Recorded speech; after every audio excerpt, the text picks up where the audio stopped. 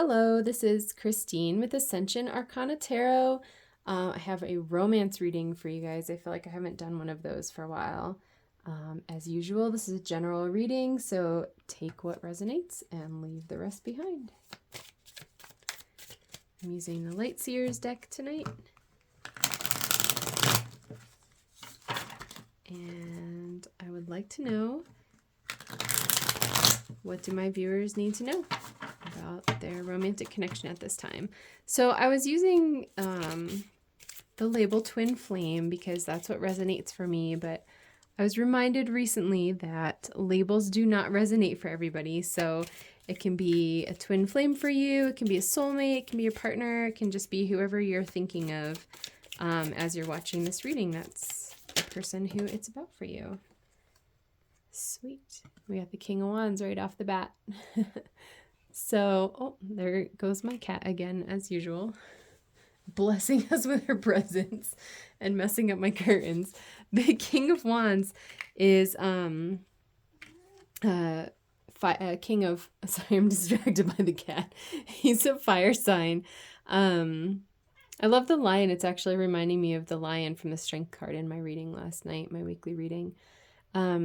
He's a passionate king. I love his stature in this card. He's kind of just like showing up and really present. He's chill. You know, he's got his hand in his pocket and he's kind of just chilling, but he's also like a super strong presence. As a king, he's sort of like the fully realized version of his element. I'm definitely feeling like the positive aspects of the King of Wands. So like forward movement, passion, creativity, kind of like fire, kind of having a fire lit under you like that. That's a cool energy. Who else do we have? Okay. Interesting. So the Five of Wands to me often speaks of like internal conflict, kind of like almost like the clutter of like mental chatter. It's kind of like an ego-y card for me. It's interesting that these guys are kind of climbing on top of each other to reach the fire when we were just talking about the King of Fire. And then we've got the Death card, which in this deck is called Death and Rebirth, and it's like infinite, right? So it's that infinite cycle of death and rebirth. And then the Five of Swords, which I know I've talked about before. It's this guy with a headache and the crow screaming in his ear. So I'm going to feel these guys for a minute. It's funny that 5 is coming up because my friends were talking about 555 a lot earlier, which for me is a big time symbol of like change. That's a number that comes up for me a lot to represent change. So we've got 2 5s in the Death card.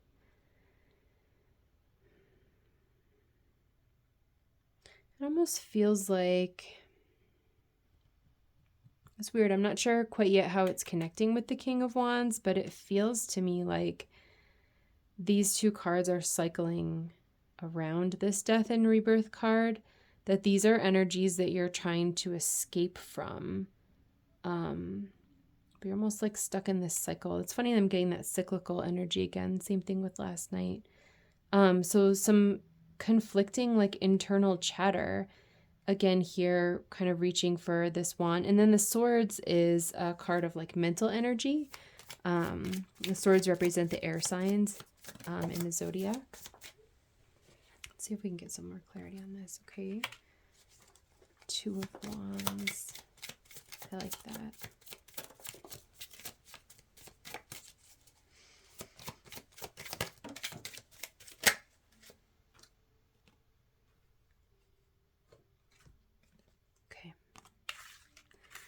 Yeah, this is showing me some forward movement. I like that. So this is interesting.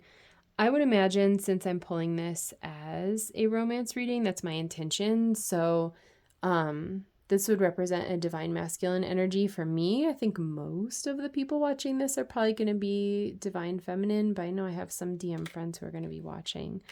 I'm wondering if there's something that's going to happen with your masculine. I'm really feeling this energy is like circling around this death and rebirth card, and it's feeling like a portal to me, actually. It's got like this swirly portal energy. And even like the image on this card, right, where like the hood is almost a portal where the starlight is coming out. It's reminding me again of my reading last night. It's really funny that it's connected because of the star right there.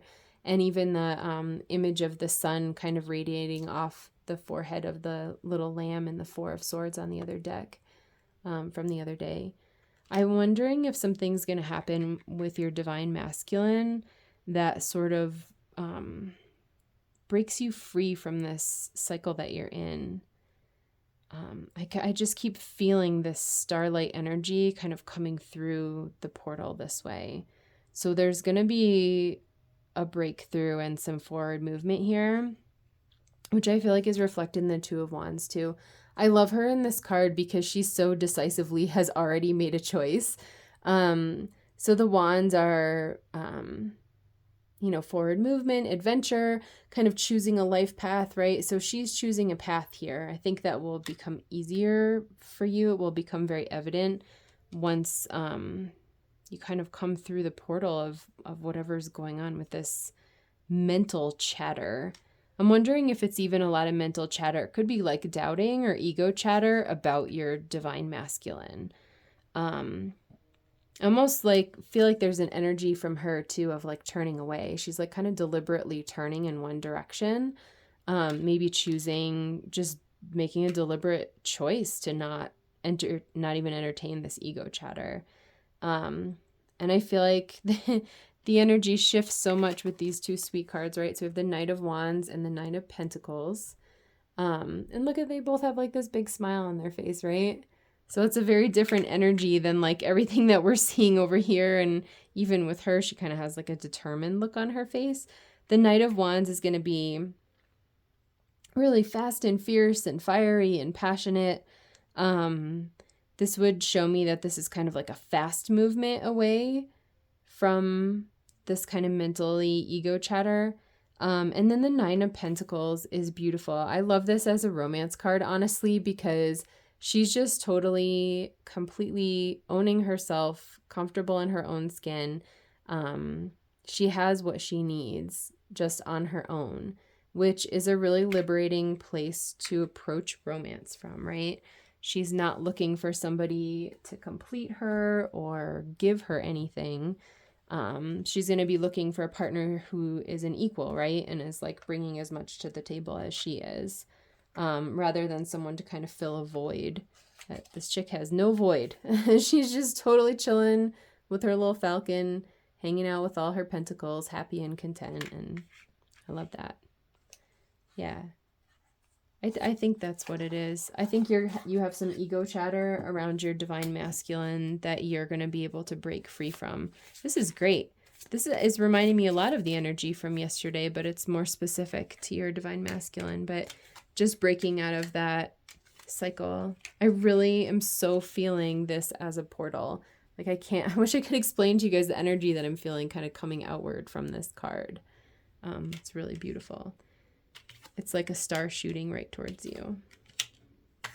Scoot these guys over. Sorry if they're a little off the table. So let's get you some advice. I'm going to switch over to my Rider-Waite deck. So what advice do my viewers need on their romantic journey right now?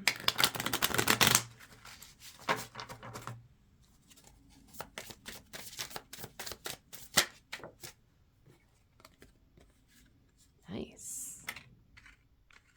Got the Magician and the Three of Cups. I love the Magician. He's just this cool manifestation energy. And it's interesting because in the traditional tarot, he's described as being ego. But I don't think of him as ego the way that these guys feel like ego to me. I think of him as just recognizing his own power as like a cosmic creator, basically. I think this is absolutely you stepping into your power. And then the Three of Cups is just this happy celebration energy. Almost, So this is an image of like three friends, right? But I feel like this is feeling to me like pieces of your own self, like coming into harmony with different aspects of yourself, and maybe having like deeper level of self-acceptance, or going deeper into like knowing yourself, I guess, just different pieces of yourself and having that kind of all harmoniously come together. So just celebrating yourself, unconditionally, like not judging yourself or shunning any parts of you that you feel like maybe you're ashamed of or that you don't like as much, but really just embracing all of the aspects of you, right? It's all just you.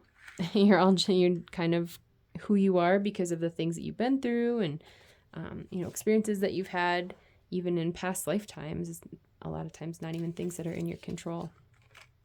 So what popped out next is Temperance. I love that. I feel like that speaks to that too. It's like a balancing energy. So after this sort of circular portal that I'm feeling over here around like a lot of this ego chatter and struggle that you're having mentally, I feel like the Temperance card feels so peaceful and so balanced. So this is definitely the energy that's going to help support you as you're kind of coming out of this behavior pattern.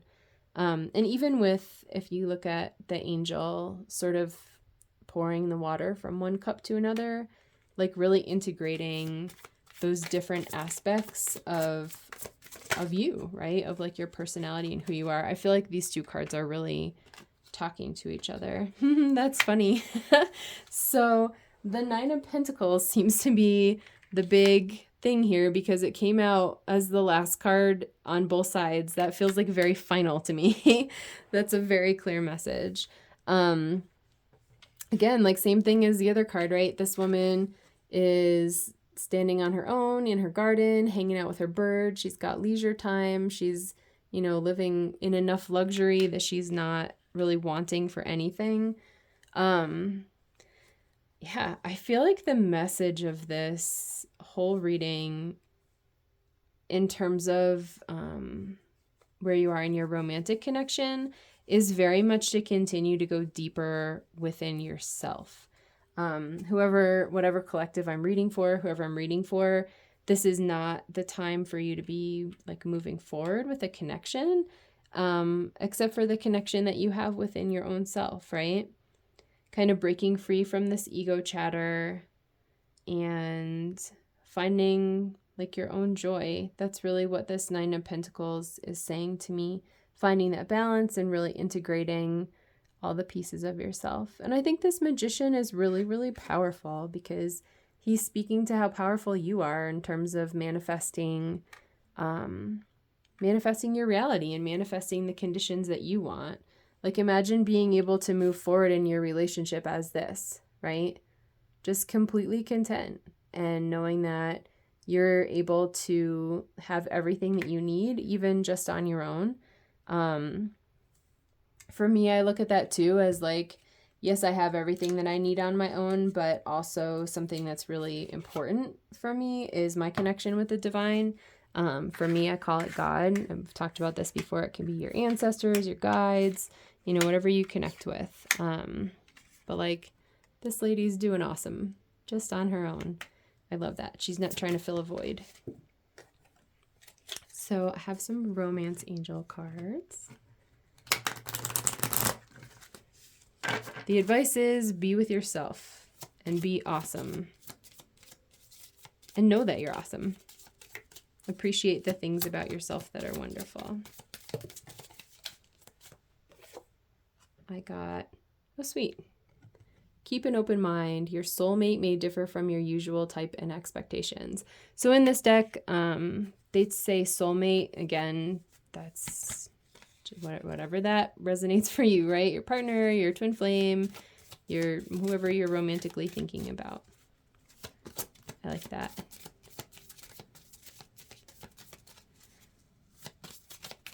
I feel like that message is related to that Nine of Pentacles because she's complete on her own. She's not looking for someone else to complete her. So I feel like she can be completely balanced and confident in who she is and attract the person who is actually her person rather than the person who she thinks she wants for like the sake of image or something like that, right?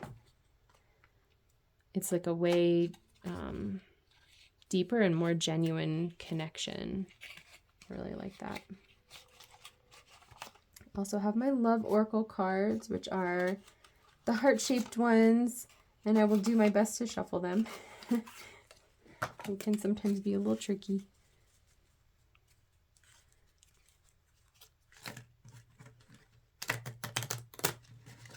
That wasn't so bad.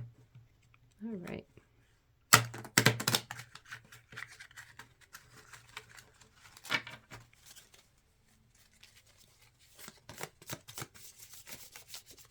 That one came out pretty easy. Oh, that's sweet. I love that. So this is a couple close to each other, right? And it says, romance, Cupid's arrow strikes.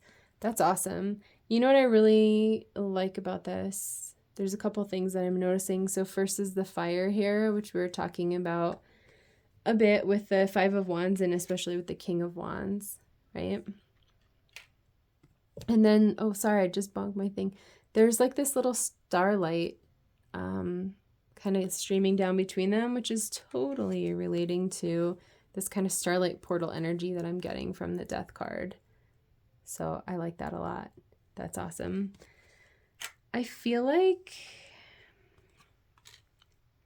yeah, I wish I could think of good words to describe the energy that I'm feeling from the King of Wands right now.